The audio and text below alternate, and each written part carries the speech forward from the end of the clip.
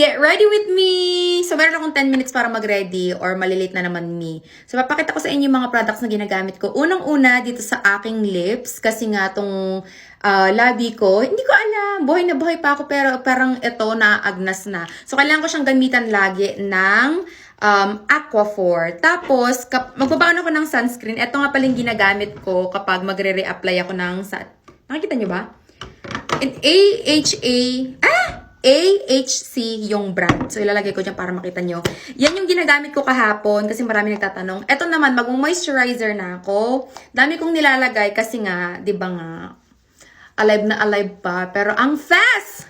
Naaagnas na. Hindi ko alam kung sa weather to, pero medyo nagiging better na siya kasi, di ba nga, spring na. Dito, medyo dry-dry dito sa part na to. So, ito yung ginagamit ko, Creology. Ginagamit ko to, I think, for 3 or 4 years now. Magmula nung nag-breakout ako ng bonggang-bongga. Dumating ako dito sa US, talagang nanganak yung mga tigyawat ko. Tapos, mag-a-apply ako ngayon, susunod kapag nag-dry na tong moisturizer, mag-a-apply na ako nitong sunscreen ng Color Science. Gustong-gusto ko to kasi para siyang foundation.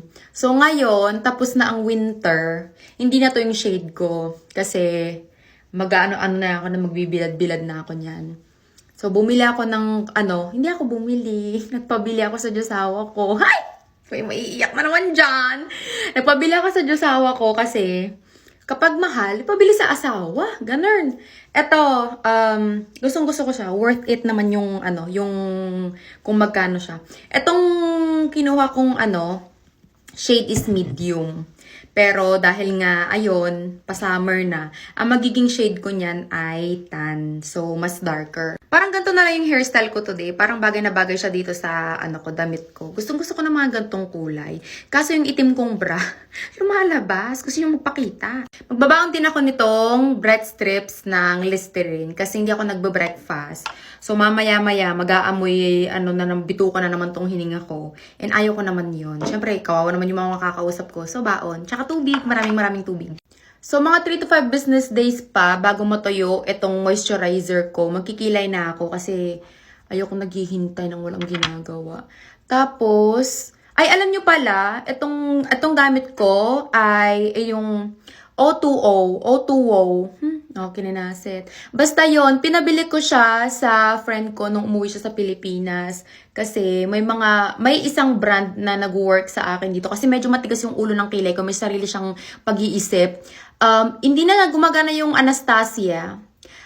Milk, yung nagustuhan kong product. Kaso, pag $20, mat-anti. Eto, nabili ko lang to ng mga 300 something. So, bumili akong dalawa.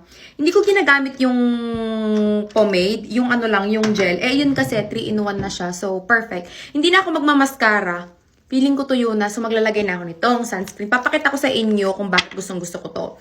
So, naintriga ako dito kasi nakita ko nag-viral sa TikTok. Alam niyo naman ako, hindi naman ako ganun kahirap budulin. Basta may nakita. Tapos, nagandahan. Bibilhin. Ito, di ba puti siya? Natuwa ako dito kasi parang magic. Di ba? Nag-change yung kulay tapos ina-adapt niya yung skin color mo. Pero ito nga, sabi ko sa inyo, parang hindi ko to shade. Pero, natouch ko yung kilay ko. Ano ba naman yarn?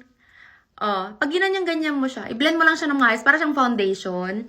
Tapos kapag, mamaya sobrang puti niya, para akong white lady na morenang white lady. Para naman yun! Morenang white lady! Invento ka, girl! So, ayan. Tapos lalagyan lang natin dito sa may, leeg. Bablend ko lang to. Mukha ko multo, no?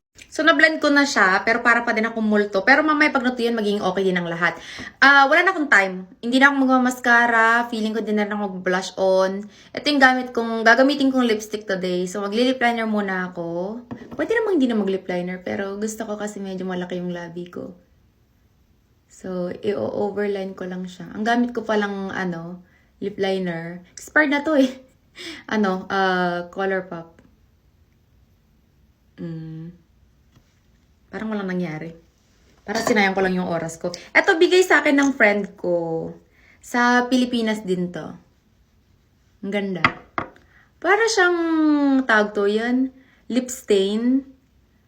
Ganun yung niya, yung effect niya. Pag hindi talaga ako nagmascara, parang parang may kulang. Mag-blush on ako, parang walang kabuhay-buhay itong mukha ko. Itong blush on ko hanggang 11, hindi na siya panghabang buhay. Kasi, syempre, iba yung environment natin ngayon. Hindi pwedeng parang sinampal. Baka tumawag sila ng pulis. Charot! So, ayan lang mga bakla dyan. Natatapos ang lahat. Bye!